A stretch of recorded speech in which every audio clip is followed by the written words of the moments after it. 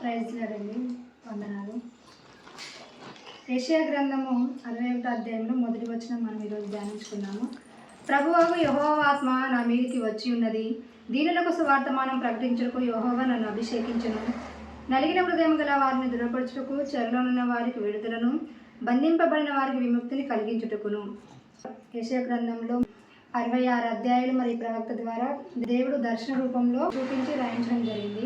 61వ అధ్యాయంలో ఏమని రాయబడి ఉందంటే, ఆ వ్యక్తి మరి ఇక్కడ ఈ భక్తుడు ఏం చెప్తుందంటే, యెహోవా ఆత్మ నా మీదకి వచ్చి ఉన్నది, నన్ను దేవుడు అభిషేకించను అని చెప్తున్నారు. అంటే దేనికి అభిషేకించబడింది అంటే, ఎందుకు ఆత్మచేత నింపబడిందంటే దీనులకు స్వార్థ ప్రకటించుటకు నేను దేవుడు అభిషేకించని చెప్పబడింది. దీనులు అంటే ఎవరంటే విరిగి ఆత్మ విషయమైన దీనులు అయిన వారు ధన్యులని రాయబడిన విధంగా ఆత్మలో దీనత్వం కలిగిన వారిని దీనులని అంటారు. నలిగిన హృదయం గల వారిని దృఢపరచుట అంటే మరి దేవుడు విరిగి నలిగిన హృదయంతో ఎవరైతే ఉంటారో అలాంటి వాళ్ళని దృఢపరచుట ఈ వ్యక్తిని పంపడం ఏమైంది. మరి నలిగిన హృదయం అంటే దేవుడు నలిగిన హృదయాన్ని బాగు చేసే, విరిగిన హృదయాన్ని బాగు చేసేవాడు. హృదయాన్ని బాగు ఎవరైనా ఉన్నారంటే ఎవ్వరు బాగు చేయడం అంటే విరిగిన హృదయాన్ని, నలిగిన హృదయాన్ని మరి దేవుడు మాత్రమే బాగు చేయగలరు. కాబట్టి ఒక వ్యక్తి ద్వారా మరి ఇవి కార్యాలన్నీ జరుగుతూ ఉంటాయి.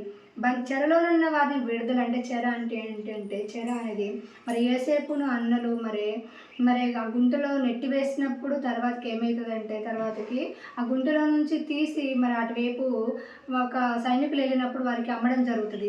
ఇలా ఎందుకు ఆ వ్యక్తి ఏసేపు ఇతర దేశానికి చెరపట్టబోయారు, చెరపట్టడం వెళ్ళడం జరిగింది. చెర అలాంటి చెరలో నుంచి మరి విడిపించడానికి దేవుడు మరి బీదలకు దీనులకు స్వార్థ ప్రకటించుటకు, నలిగిన హృదయం గల వారిని ఆదరించుటకు మరి ఈ వ్యక్తి ఒక వ్యక్తిని ఆత్మచేత నుంచి నింపి అభిషేకించినప్పుడు కార్యం అనేది జరుగుతుంది. అంతేకాకుండా బంధింపబడిన వారిని విముక్తి అంటే మరి లూకాసు సువార్తలో రాయబడి ఉంది. మన యేసయ్య గలిలయ నుంచి మరి ఎదురుగా మరి గెరాసీల ప్రాంతానికి సువార్త నిమిత్తము అడుగుపెట్టినప్పుడు ఒక వ్యక్తి దయ్యం పట్టిన వ్యక్తి ఎదురుగా వచ్చినప్పుడు ఏమవుతుందంటే, ఆ వ్యక్తి బట్టలు లేని స్థితిలో మరి ఆ సమాధానాలలో మరి సంఖ్యల చేత బంధించబడి ఉన్నప్పుడు, ఎంతో దీన స్థితిలో ఉన్నప్పుడు మరి యేసయ్య ఎదురుగా వ్యక్తి వచ్చినప్పుడు ప్రభువా నేను కనికరపడి ఆ వ్యక్తిలో ఉన్న దురాత్మ బయటకు ఏమైనా ఆజ్ఞాపించినప్పుడు అక్కడ ఉన్న అందులో అతని వ్యక్తిలో ఉన్న చీకటి ఏమవుతుందంటే, ప్రభువా మరి మా సమయం ఇంకా రాలేదు, మమ్మల్ని పాతాళానికి ఆజ్ఞాపించకన్నప్పుడు యేసు ప్రభువు వారు అంటారు కదా, వాటిని ఆ 10 మందికి వెళ్ళమని ఆజ్ఞాపించినప్పుడు అవి వెళ్తాయి. అంటే ఏంటంటే దేవుడు మరి నియమానికి వ్యతిరేకంగా ఏ కార్యము చేయలేరు.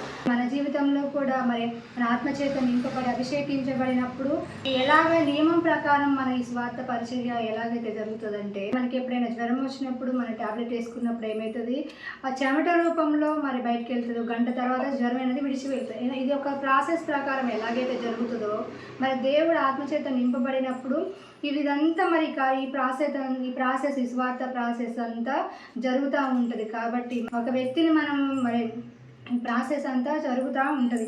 యేసు ప్రభుల వారు నేను ఆ పాపముల నిమిత్తముకి భూమి మీదకి వచ్చినప్పుడు ఏమవుతుందంటే, ఆత్మచేత నింపబడి అభిషేకించుకున్న తర్వాతకి ప్రభుల వారు ఎంతోమంది దీనులను మరి చెరలో ఉన్న వారిని, దయ్యం పట్టిన వారిని, మరి చనిపోయిన వారిని ఎంతో సువార్త చేయడం జరిగింది. కాలినడకన మరి చుట్టుపక్కల ప్రాంతాల్లో సువార్త చేయడం జరిగింది.